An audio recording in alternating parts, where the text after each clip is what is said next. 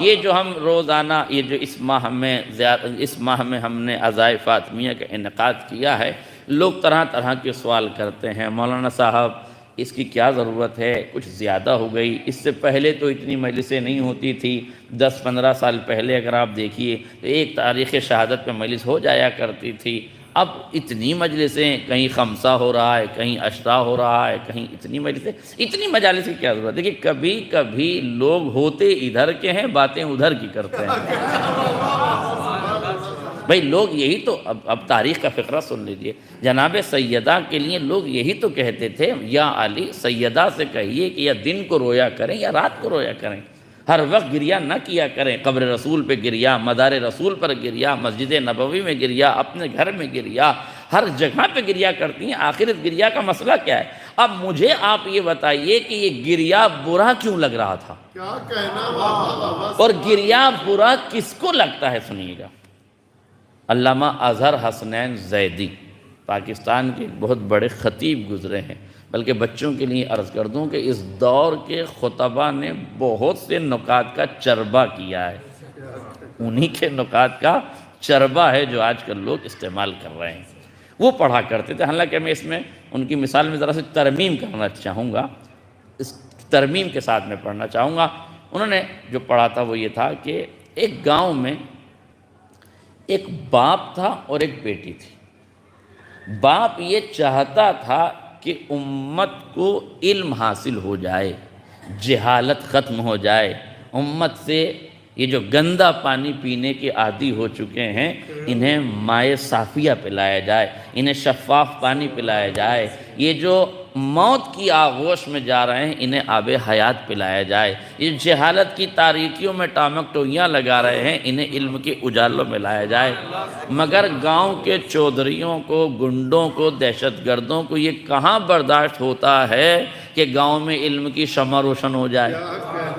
اور یاد رکھیے گا، علم کے مرکز پر حملہ سوائے ابو جہل کی نسل کے کوئی نہیں کرتا۔ ابو جہل کی نسل کو سب سے زیادہ علم کی ترقی بری لگتی ہے، لہذا وہ حملہ آور ہوتے ہیں ہر طرح سے۔ توجہ کیجئے گا، لہذا لوگوں نے اعتراض کیا، یعنی ان لوگوں نے جو گاؤں کے چودھری تھے، ڈکیت تھے، گنڈے تھے، موالی تھے، انہوں نے کہا بھائی اگر یہ ایسی طرح سے دین کی شمع روشن کرتا رہا، علم جلاتا رہا، علم پھیلاتا رہا، تو ایک دن یہ سب کے سب لوگ باعمل ہو جائیں گے اور ہمارا معاملہ سلسلہ ختم ہو جائے گا۔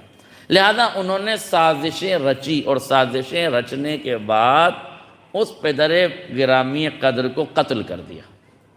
اور قتل کرنے کے بعد اس کی زمین جائیداد سب لوٹ لی، اور اب وہ بیٹی اگر اپنا مقدمہ لے کے کہیں گئی ہے تو مقدمہ قبول نہیں کیا گیا، FIR درج نہیں ہوئی، اس لیے کہ پولیس اور پرشاسن کیوں قبول کرے گی؟ جملہ یاد رکھیے گا، جس سماج میں رشوتوں کا بازار گرم ہو وہاں شرافتوں کے جنازے نکل جاتے ہیں، جہاں بے ایمانیاں اور ظلم کا پروان عروج پا رہا ہو وہاں عدالتیں سسکیاں لیتی ہوئی نظر آتی ہیں، جہاں جہالت سر چڑھ کے بول رہی ہو وہاں قاضی آنسوؤں سے روتا ہوا نظر آتا ہے۔ جس سماج کی بھی یہ کیفیت ہوگی وہ سماج انحطاط پذیر ہوتا چلا جائے گا، اپنی برکتوں کو کھوتا چلا جائے گا، اپنے اقتصاد کو روتا چلا جائے گا، اس لیے کہ جب مظلوم کی آہیں زمین پہ نہ سنی جائیں تو آسمان سے سنی جاتی ہیں، تو پھر دنیا میں عذاب نازل ہوتا ہے۔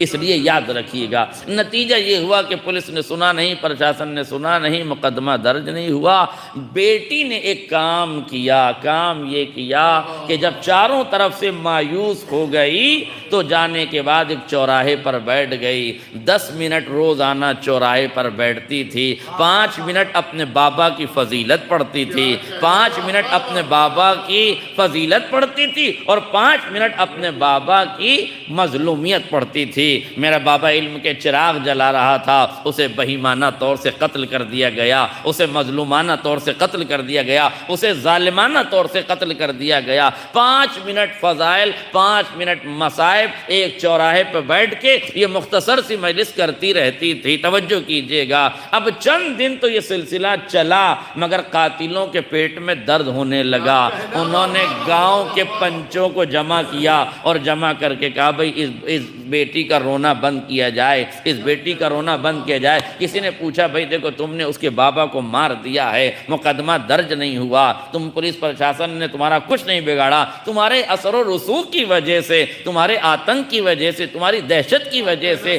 کسی نے کوئی ایکشن نہیں لیا۔ اب کوئی پریشانی، تمہیں کیا پریشانی ہے؟ وہ رو رہی ہے، خون جگر اس کا ہے، آنکھیں اس کی ہیں، آنسو اس کا ہے، جو مظلوم مارا گیا وہ اس کا رشتہ دار ہے، تمہیں کیا پریشانی ہے؟ تم کیوں نہیں چاہتے کہ وہ روئے؟ تم کیوں نہیں چاہتے کہ وہ چوراہے پر بیٹھ کے اپنے باپ کا ذکر کرے؟ اس نے کہا مشکل یہ ہے، توجہ کیجئے گا، اس نے کہا مشکل یہ ہے کہ جب ہمارے بچے اسکول سے گھر آتے ہیں تو اپنی ماں سے کہتے ہیں وہ کون مظلوم بیٹی ہے جو گریا کر رہی ہے، اس کے بابا کو کس نے مار دیا، اس کے بابا کو کس نے قتل کر دیا؟ خدا قاتلوں پہ لعنت کرے، خدا غاصبوں پہ لعنت کرے، خدا قاتلوں پہ لعنت کرے، خدا غاصبوں پہ لعنت کرے، خدا قاتلوں پہ لعنت کرے، خدا غاصبوں پہ لعنت کرے، خدا قاتلوں پہ لعنت کرے، خدا غاصبوں پہ لعنت کرے۔ پنچوں سے کہتے ہیں اس بوڑھیا کو، اس بیٹی کو روکو، اگر وہ ایسے ہی فضائل و مصائب پڑھتی رہی تو ہمارے ہی بچے ہمارے ہی گھر میں ہم پر ہی لعنتیں کرتے رہے۔ اب سمجھ میں آیا، جب فاطمہ مزار رسول پہ روتی تھی، جب فاطمہ مسجد میں روتی تھی، جب فاطمہ چوراہے پہ روتی تھی تو امت کے بچے دیکھتے تھے، گھروں میں جاتے تھے، پوچھتے تھے اماں رسول کی بیٹی رو کیوں رہی ہے، رسول کی دختر رو کیوں رہی ہے۔ اب انہیں احساس ہوتا تھا جب بچے کہتے تھے کون ہے وہ ظالم جس نے رسول کی بیٹی کو رلا دیا، خدا اس پہ لعنت کرے، خدا اسے غارت کرے، خدا اسے غارت کرے، خدا اس پہ لعنت کرے۔ تب لوگ شکایت کرتے تھے یا علی فاطمہ کا رونا روکیے ورنہ لعنتیں نسلوں میں سرایت کر۔